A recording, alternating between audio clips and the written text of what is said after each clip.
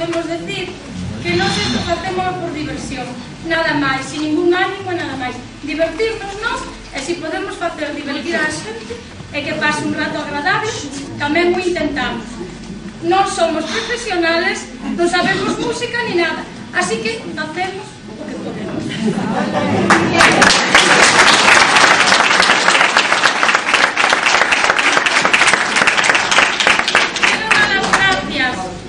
Non digo o director, o ex-director daqui, do José Luis López.